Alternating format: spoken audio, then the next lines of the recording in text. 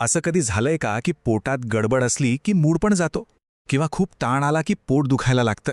आज आपण याच गमतीशीर पण तितक्याच महत्त्वाच्या कनेक्शनबद्दल बोलणार आहोत की आपलं अन्न, आपला मूड आणि आपलं पोट यांचा एकमेकांशी काय संबंध आहे.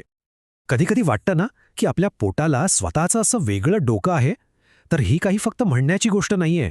विज्ञानाने हे सिद्ध केलंय की आपलं आतडं म्हणजे आपलं पोट आपल्या भावनांवर, आपल्या मूडवर खरंच परिणाम करतं.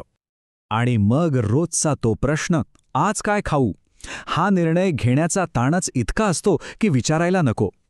त्यात सोशल मीडियावर तर डाएटचे इतके सल्ले मिळतात की डोकं चक्रावून जातं. ह्या सगळ्या गोंधळामुळे होतं काय, तर खाण्यापिण्याच्या वेळा चुकतात, चिडचिड होते आणि मग त्याचा परिणाम आपल्या कामावर, आपल्या एकाग्रतेवर होतो.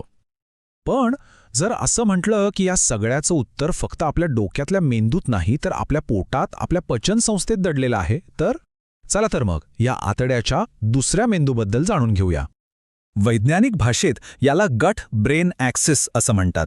आता हे नाव जरा अवघड वाटेल, पण सोप्या शब्दात सांगायचं तर हा आपल्या आतड्याचा आणि मेंदूचा एक थेट कम्युनिकेशन हायवे आहे.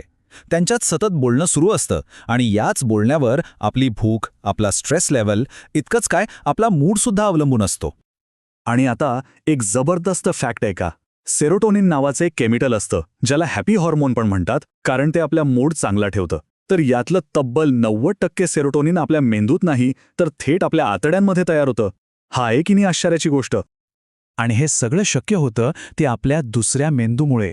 हो, अगदी बरोबर ऐकलंय. शास्त्रज्ञ आपल्या आतड्याला दुसरा मेंदू असंही म्हणतात, कारण तिथे करोडो न्यूरॉन्सचं एक इतकं मोठं जाळं आहे की ते कोणाच्याही मदतीशिवाय स्वतंत्रपणे पचनाचं सगळं काम सांभाळू शकतं.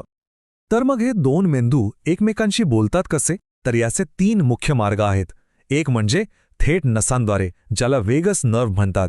दुसरा मार्ग म्हणजे आपल्या पोटात जे चांगले बॅक्टेरिया असतात ना, ते काही खास केमिकल मेसेंजर तयार करतात. आणि तिसरा मार्ग आहे आपली इम्युन सिस्टम, म्हणजेच रोगप्रतिकारशक्ती. हे तिघं मिळून सगळा कम्युनिकेशनचा कारभार सांभाळतात. बरं, आता हे तर कळलं की आतड्याचं आरोग्य आणि मानसिक आरोग्य एकमेकांशी जोडलेलं आहे. मग आता प्रश्न येतो की डाएटचे कडक नियम न पाळता आपण आपल्या या दुसऱ्या मेंदूची काळजी कशी घेऊ शकतो. इथे उद्देश हा नाही आहे की एकदम कडक डाएट फॉलो करायचं नाही, उलट एक अशी लवचिक पद्धत शोधायची आहे जी आपल्याला स्थिर ठेवेल, ज्यामुळे खाण्यापिण्याचा ताण येण्याऐवजी उलट आत्मविश्वास वाढेल.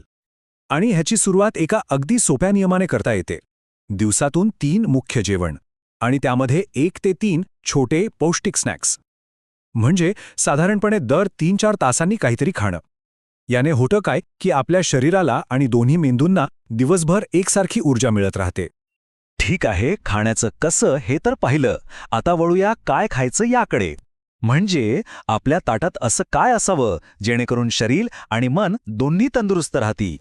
यासाठी ईट वेल गाईड हा एक खूप छान व्हिज्युअल रेफरन्स आहे. हे चित्र बघितलं की लगेच लक्षात येतं की आपल्या एकूण आहारात कोणत्या प्रकारच्या पदार्थांचं प्रमाण किती असायला हवं. यातले सगळ्यात मोठे 2 भाग बघा. एक आहे पिष्टमय पदार्थांचा, म्हणजे पोळी, भात, ओट्स, हे आपल्याला दिवसभर एनर्जी देतात. आणि दुसरा मोठा भाग आहे फळं आणि भाज्यांचा. यातून आपल्या शरीराला आणि आतड्यांमधल्या चांगल्या बॅक्टेरियाला आवश्यक विटॅमिन्स, मिनरल्स आणि फायबर मिळतं. त्यानंतरचे महत्त्वाचे गट म्हणजे प्रोटीन्स, म्हणजेच प्रथिनं, जसं की डाळी, कडधान्य, अंडी, मासे. हे आपल्या शरीराचे बिल्डिंग ब्लॉक्स आहेत.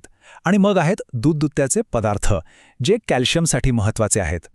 थोडक्यात काय तर एका संतुलित ताटात पास्ता किंवा ब्राऊन राईससारखे पदार्थ हवेत, जे हळूहळू ऊर्जा देतील.